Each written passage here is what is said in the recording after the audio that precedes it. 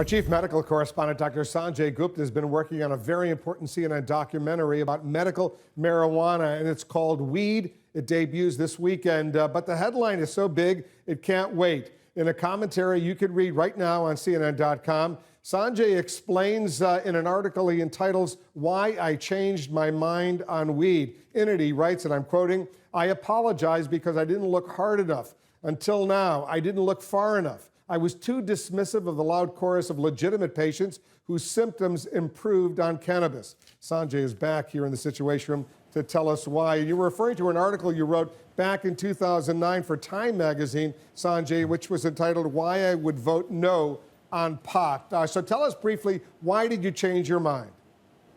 Well, you know, I think a lot of it was in that quote. When you look at the literature surrounding marijuana, if you do a search for them through the medical journals, you know, some 20,000 papers would pop up. And I was keeping up steadily on the scientific literature.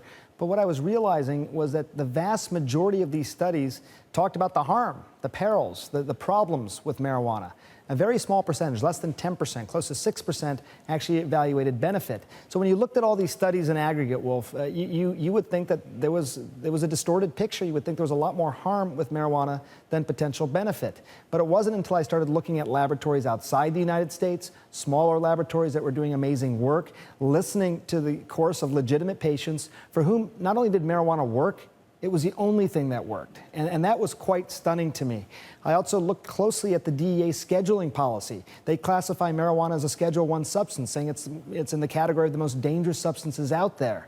And when I looked carefully at that, I found there was really no scientific evidence to say it was that dangerous, that it had high abuse potential, and that it had no medical applications. I believe it does have medical applications, and I just thought was an important message to get out there. And you also conclude, Sanjay, and I read your excellent article, you conclude that in certain cases, medical marijuana is even more effective than various pharmaceutical drugs, right?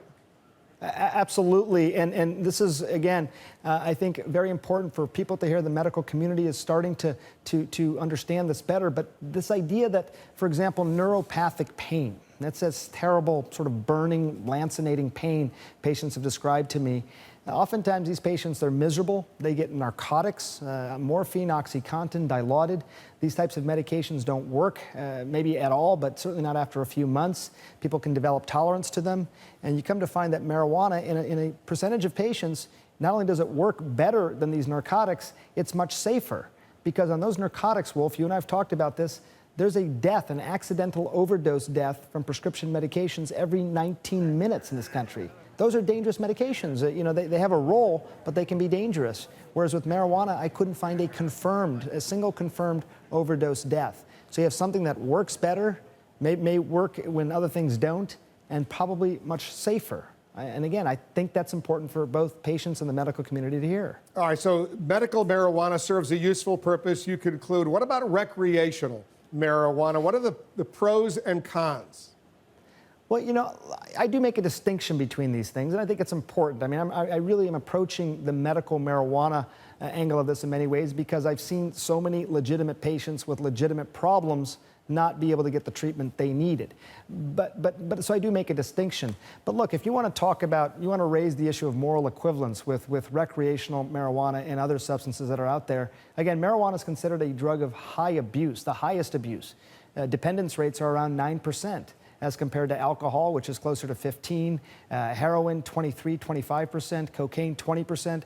So it's probably not as problematic as those other types of drugs. I'm concerned about it as far as its use for young people with a developing brain still up to age mid-20s. But you know, again, from a moral equivalence standpoint, you'd be hard pressed to find additional harm from this in adults as compared to some of the other things.